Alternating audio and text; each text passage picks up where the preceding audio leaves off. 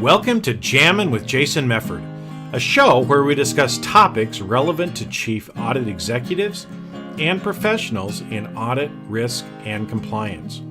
We discuss the technical and soft skills needed to navigate the minefields of organizations.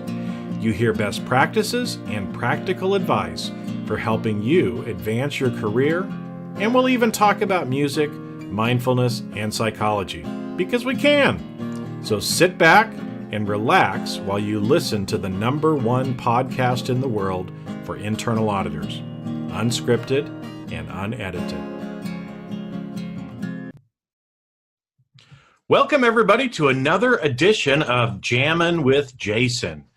Today we're going to talk a little bit about developing a support network, or what some people call a board of advisors.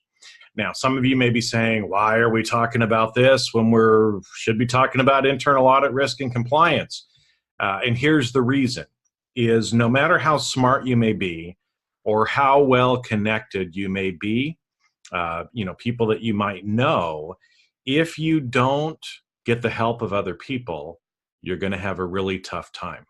You can't do this alone. You can't have a good career and a good life without the help of other people. And so the quicker that we can actually realize and accept help from other people and actually create opportunities to work with other people, it's going to be tough, okay?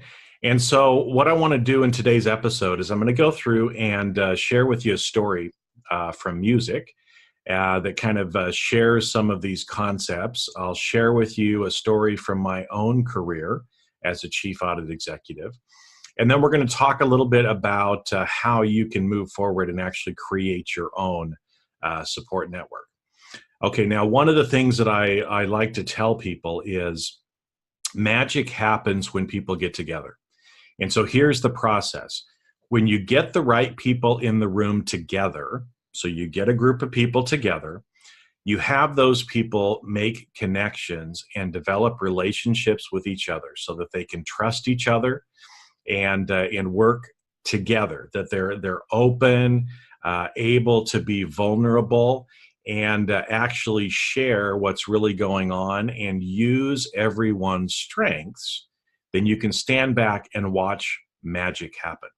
So literally magic happens. Things that a group can do are much, much bigger than any of us individually can do.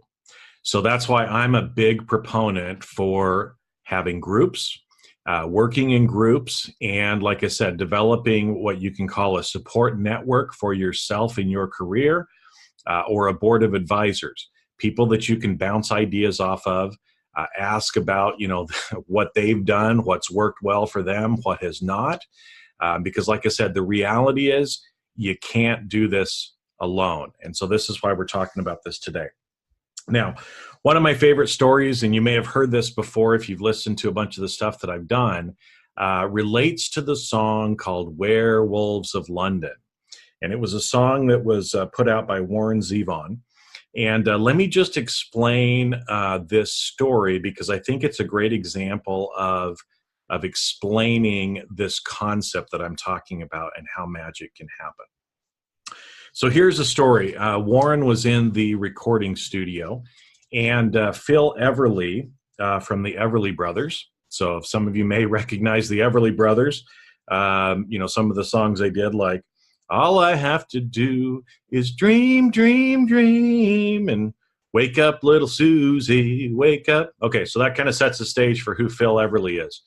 So he was a successful musician on his own, but he was in the recording studio as well, and he had watched a movie called Werewolves of London. It was an old movie from, I think it was 1935, and he came into the recording studio, and Warren was there, and he said, Warren, I watched this movie last night called Werewolves of London, and it's really kind of a catchy name and kind of cool. You should write a song called Werewolves of London. And so Warren was like, okay, this is a little random, right? But he's sitting around, he was collaborating with Leroy Marinell and Waddy Wachtel on this song. The three of them were were collaborating there in the recording studio. And so Warren and Leroy were sitting there kind of thinking, okay, we need to write a song about Werewolves of London. This is kind of different, whatever. And in walks Waddy. And when they explained to him, hey, we need to develop this song called Werewolves of London. And he's like, werewolves? Like, ah, ooh, werewolves? Like that? And if you're familiar with the song, you will realize that that is one of the most memorable things in the song that was actually incorporated. So here we have a group of 3 people who get in the room together. They've already developed relationships and a connection with each other. They trust each other. They work together, and they just start jamming together, okay? And something magical happened in that room that day. The 3 of them went around and they said, okay, well, this is kind of crazy. All right, let's just come up with something.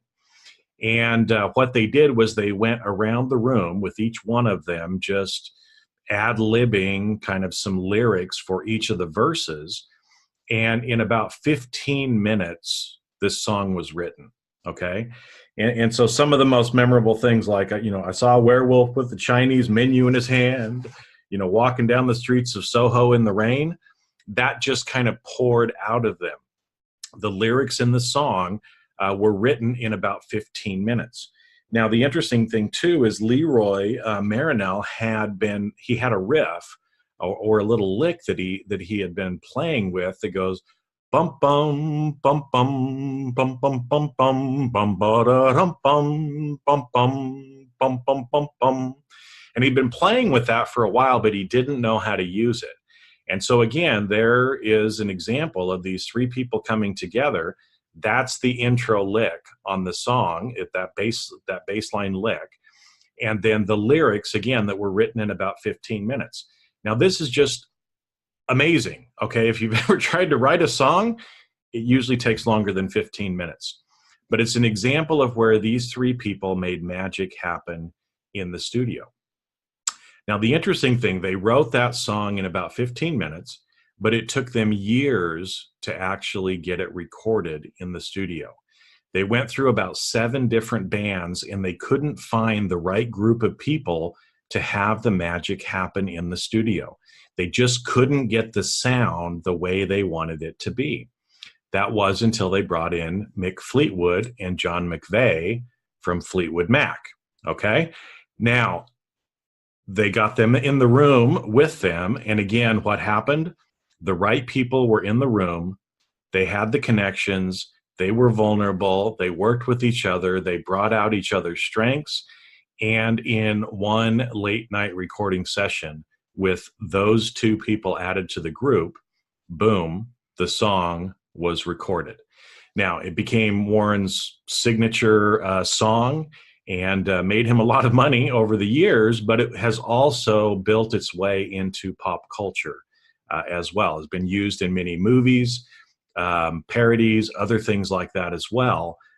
This kind of silly song that was created literally kind of with a magical kind of method to it. So that's an example from music of how that happens. Now, let me share with you a little story about a dark period in my career, okay? Because, like I said, when you get people together, the magic can happen. Here's what happens when you try to do things alone, okay? Now, I was a chief audit executive in a company. We had at a couple of companies, actually, but this is one company in particular. And we had some leadership changes that happened while I was there. We got a new CEO, and anytime that happens, there starts to be changes throughout the organization. Strategies change, executives start leaving or get asked to leave over time. And usually what ends up happening is after 2 or 3 years, the company looks completely different and there are new and different executives in place. So it was fairly apparent to me early on that I was probably not going to be successful under the new leadership. There were just some things that had happened that made it very, very clear to me at that point.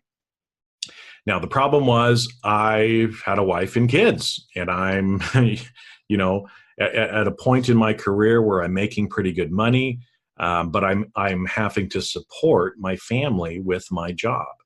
And so what ended up happening is I started going into myself and started trying to deal with all of these pressures and things that I was feeling by myself. I thought I could do this by myself. I don't need the help of other people. I don't need to reach out to other people. And here's what happened. So over the course of that time, I went from having, great performance reviews to doing everything that I was supposed to do. I set up the department. We were rocking and rolling, literally, to the point then when all of a sudden, as some of these things started happening, we started having new executives coming in that were, trying to jockey for position within the organization. Were taking away or wanted to kind of do some of the things that we had been doing.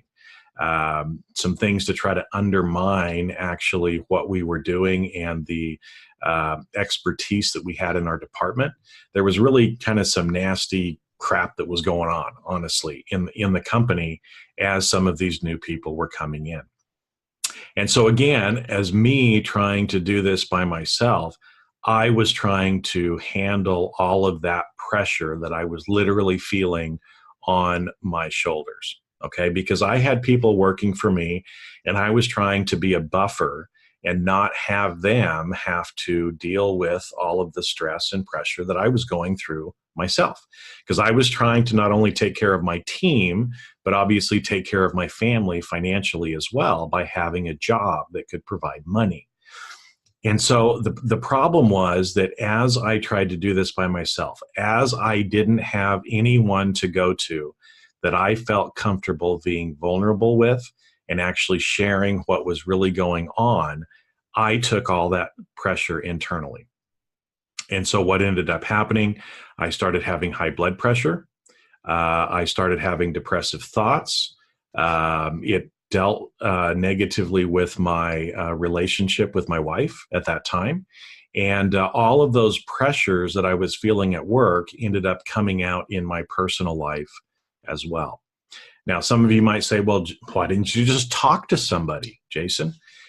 Because here was the issue is, especially as a chief audit executive, it's not like you can go to other executives in your organization and saying, hey, I'm really having a hard time. I'm struggling here. Because the problem is a lot of times those are the same people that are trying to torpedo your career. And so if you go to them and explain that to them, then now I have more ammunition to try to torpedo your career, and I'm going to go after you because I'm trying to take things away and trying to puff myself up in the organization. And so the hard part was I couldn't really go to others in my organization because I didn't want them to feel like I was incompetent.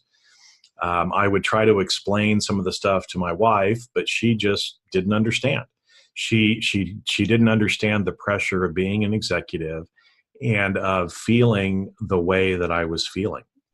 And so the problem, like I said, it ended up straining our personal relationship that led to a divorce as well.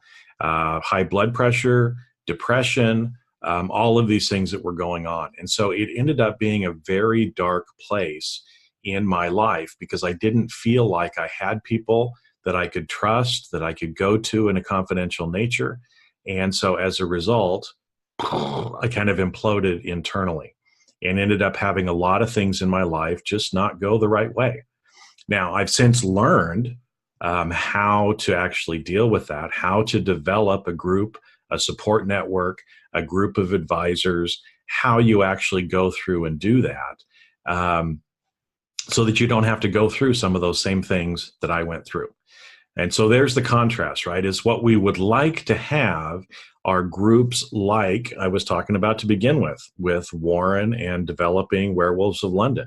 Having that support group, those trusted advisors that you can go to for your own career and your own personal issues that you need to deal with, and so that you're not alone like I was. And so, because of this, there are certain groups or other things that are out there. But one of the things that I'm really excited that I'm about to launch is a Chief Audit Executive Roundtable. And it's a group of chief audit executives who are going through some of the same things that I went through.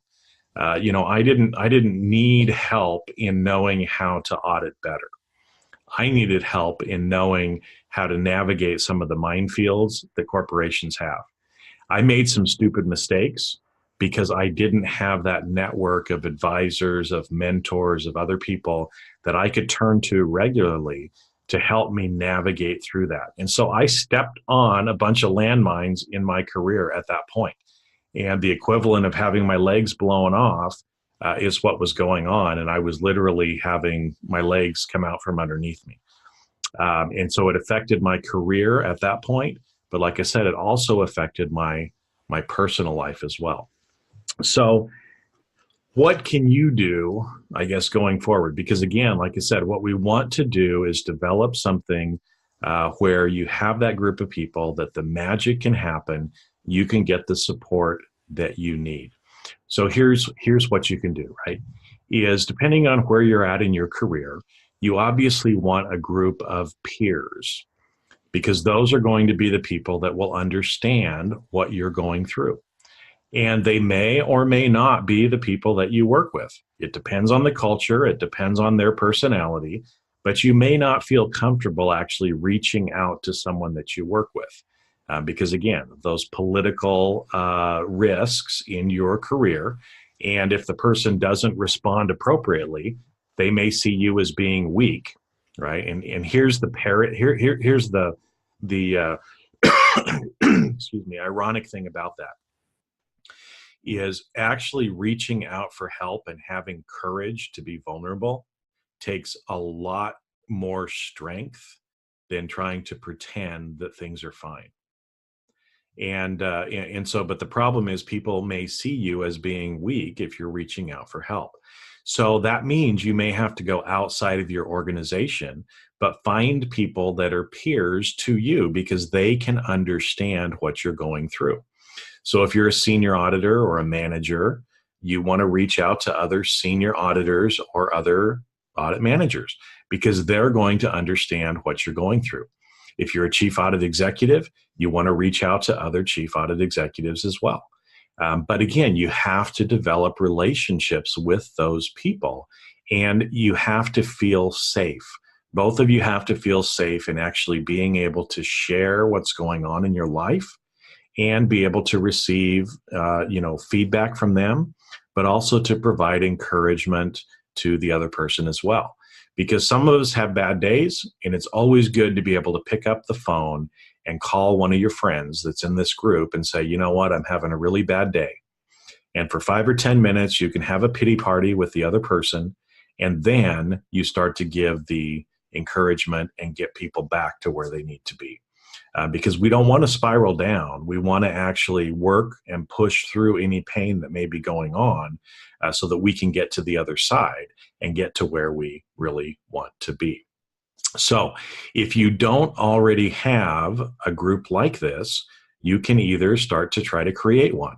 Start to develop relationships with other people. And it shouldn't just be 1 or 2 people necessarily, but you may have 1 or 2 that you go to most of the time because you feel like you can connect with them.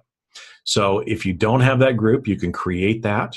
If you don't want to do that, you can find another group that already exists. And so some of those are out there. You just have to go and try to find them. And like I said, that's why I'm really excited about this group for chief audit executives in the CAE Roundtable, because as I talk to a lot of chief audit executives, a lot of people are going through some of the same challenges that I was going through, both personally as well as career-wise. And so it's an opportunity for chief audit executives to come together and share and learn, not only best practices and how to be able to run your department and your career and be successful in that, but also how to be successful in your personal life and not let those stresses and pressures from work spill over into your personal life and end up having you potentially have some loss like I did.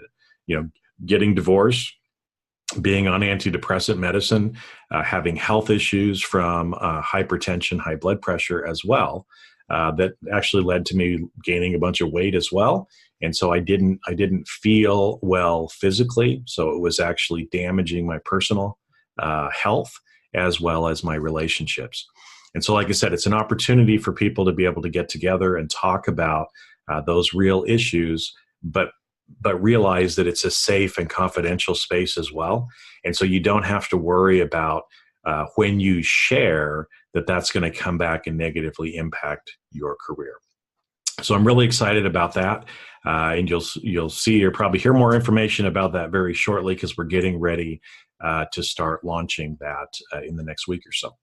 So anyway, that's all I have for you for today. But again, I just want to remind you, you can't do this alone. This thing of life and your career that you're going through, you need the help of other people. And so make sure that you're reaching out, that you're a part of groups or developing groups that can act as a support network for you, a board of advisors, if you will, people that you can bounce ideas off of, that you can share maybe some of the challenges that you're having, but also be able to provide encouragement and help people get to where they want to get in their career. So that's all for today. Thanks for listening, and go out there and keep on rocking the audit world. And we'll see you on another episode of Jammin' with Jason. And that's a wrap. Thanks for listening to today's episode of Jamming with Jason. Keep on rocking in the audit world. Have a great rest of your day, and I'll catch you later on the next show. If you'd like to earn continuing professional education for listening to today's episode, head on over to C-Risk Academy at ondemand.criskacademy.com. And that's C as in the letter C, riskacademy.com. Not only do you get a CPE certificate, but you also will have access to the video version of today's show. The views and opinions expressed on this show are that of the individuals and not of their respective organizations.